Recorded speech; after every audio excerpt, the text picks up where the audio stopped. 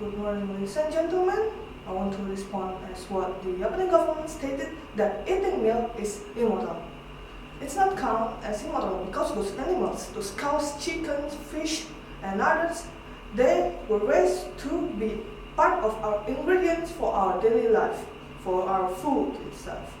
And meat is already part of our daily life, and by killing them is not only for our food, and it's also to do some research to find a cure, to find a vaccine for the disease that we still don't know what the cure is.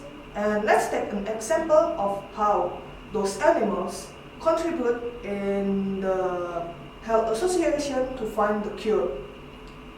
Do you know smallpox? Smallpox is the disease that caused panic seen earlier because we don't know what the vaccine is. And those researchers found out the vaccine, the cure of the smallpox, coming itself from the cow, and the vaccine is called as the cowpox. And those vaccine was found out because the researchers do some research to the cow itself. And if the researchers didn't do the research, then we won't have find the cure until now. And by banning the production and consumption of meat, can we stop the demand of meat? I believe that it won't come that easily since people's habit from their child, they have consume meat, and if you ban meat, people will have another way to find how they can eat meat, and it can cause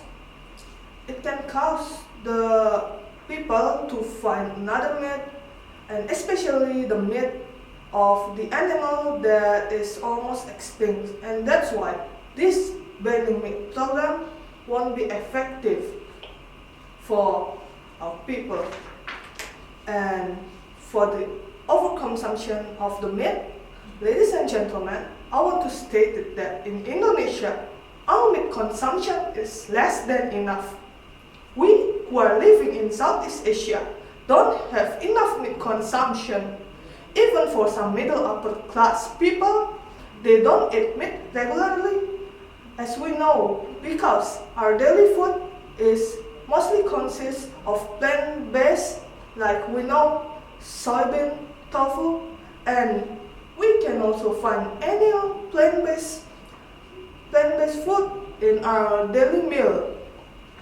And the actual things that's happening in Indonesia, the actual things that we need to worry more is not the overconsumption of the meat, but the food waste itself.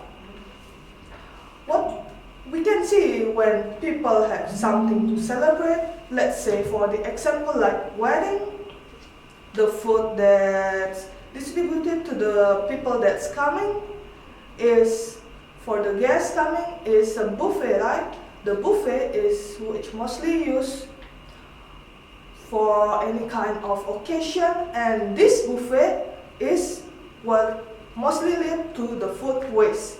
And that's why the worry of the overconsumption of the meat won't be happening.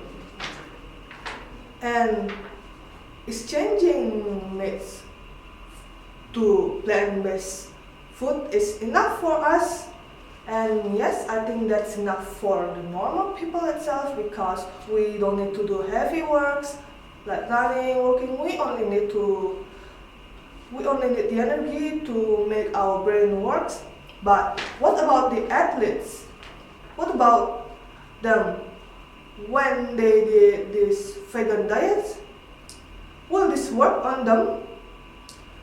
I don't think that vegan diets will work on them, because athletes, they mainly found their source of energy, their nutrients from the meat itself.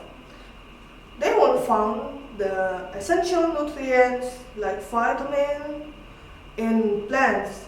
They only found it in animals, like the nutrients that can help the growth of the bone, that can help the muscles growth, and those nutrients can only be found in animals.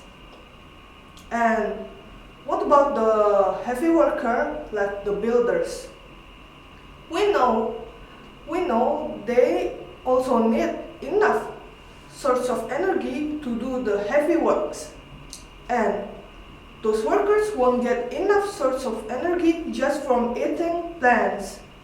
What if when they're doing their heavy jobs, accident happens because they lack their stamina, the source energy that's coming from the meat itself? Will you be responsible? As we know, Indonesia is doing the Sustainable Development Goals, which require infrastructure developments, and they need the builders' labor, the builders' works to do more, and that's why banning meat is not a good thing to do.